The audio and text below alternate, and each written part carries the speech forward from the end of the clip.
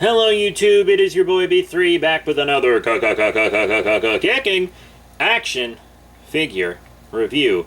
I announced this at the end of the last review. Today's review is the SH Figuarts Gokai Yellow. She's known as Super Mega Force Yellow in the West, but we don't talk about Super Mega Force. Not in this house. We talk about Gokaiger. Now, Gokaiger is pretty kick-ass. And Gokai Yellow was kind of like Super Sentai likes to make female Yellow Rangers just a stereotypical tomboy. And she kind of just was. That was who she was, you know. Japan hasn't entirely figured out how they need to treat female characters in Super Sentai quite yet.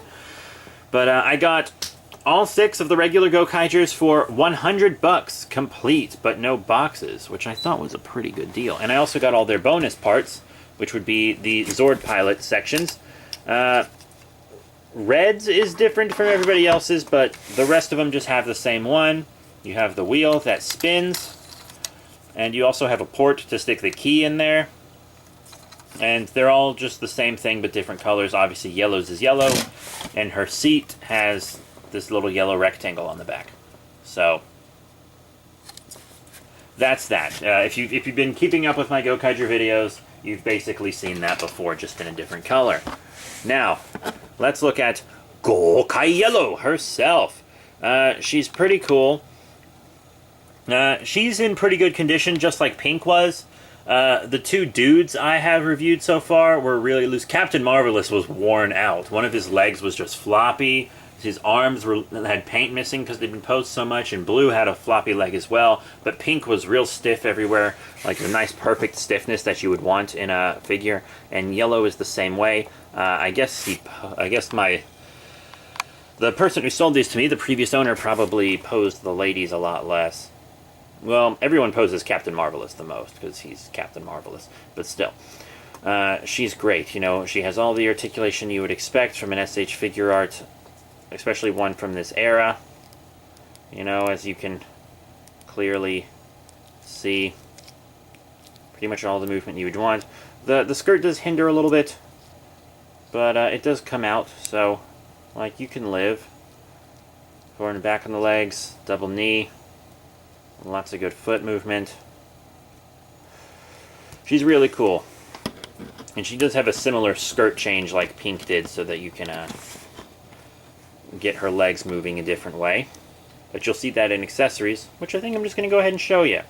So as you can see, Gokai Yellow comes with a ton of different accessories. Not only was she an exclusive, but she was a Gokaiger, so she got a lot more. Let's look at the hands first. She has 2 kind of holding hands. You got these really widespread hands, these kind of relaxed hands, pointing hands, kind of a looser hand. That is the Morpher holding hand, fist hands, and trigger hands for the blasters. You have these swords on bendy wire, because she would sling the swords around on wires, which was really cool. You have this double combined wide sword. This interchangeable skirt allows you to sit her down on her bonus accessories. You have the gun, the Morpher, the key in both forms, the plug form and the folded out form. You have the key part for the sword, the key part for the gun, a regular sword. And let's check out this little guy. So this was like the team's little companion, a little parrot that stayed on the ship, and I think he would sense the treasures and stuff. And he's basically a little minifigure by himself, you know. He's got a very well articulated arms, forward and back, in and out. His little head moves. He's really cool. I forget his name, especially since... Was he even in Super Mega Force? I don't remember. I don't think he was, dude. I don't really think he was. I don't remember. I'll probably never watch Super Mega Force again because it was trash. But yeah, really cool stuff. Now for our first size comparison of the day, here's Gokai Yellow with some other SH figure arts. We have Gokai Red on the left to show her with the male sculpt of the team, as well as a Kamen Rider on the right, Kamen Rider 5's 20 Kamen Rider Kicks version, which was the last figure I reviewed.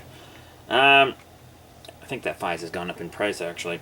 But I'm not going to compare her to Pink because they have the same exact body, just different heads and accessories and paint. So I don't really need to do that because they are the exact same height. But I do want to show her with some Power Ranger figures, because I think that's smart and fair. And I also have another Super Sentai figure I want to show off with her as well. So, oh, coronavirus. So I'm gonna reach over here, and let's show her off with the Super Sentai figure first, since she is, in fact, a Super Sentai figure and not a Power Rangers figure. Here is the Sentai Hero Series Zuyo Whale. And just to show something in the same scale, here's the Power Rangers Legacy Exclusive Armored Red Ranger. And this scale is obviously much too large for her, so if you collect Super Sentai vinyls, then the figure arts are going to be much, much smaller, but a much higher quality, and much higher price. Especially her. Here she is with the current adult collectible Power Ranger line.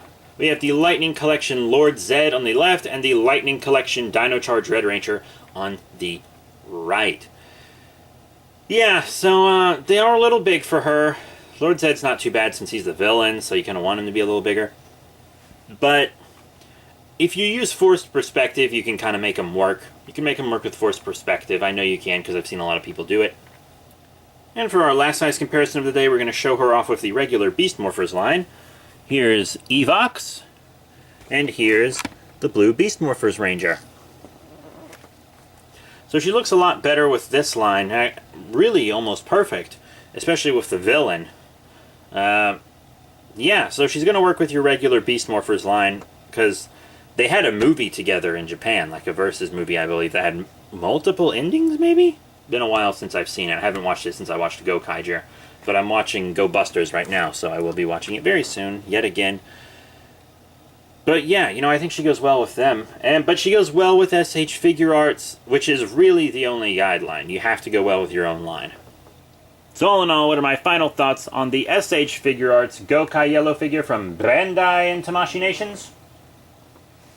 Excellent. One of Tamashii Nation's best, I absolutely have to say. It's a no wonder that you often see her going for hundreds of dollars, because one, she was an exclusive, and two, she just has fantastic articulation, top tier accessories, just a magnificent, magnificent figure all the way around. I have no fault with this figure at all. No fault. So that's it. Thank you all very much for your support. Remember to rate, comment, and subscribe. Check out all the cool links in the description below. Facebook, Twitter, etc. And I will be seeing you all next time, when I think we're going to do another SH Figuarts. Not a Gokaiger. I'm thinking next time...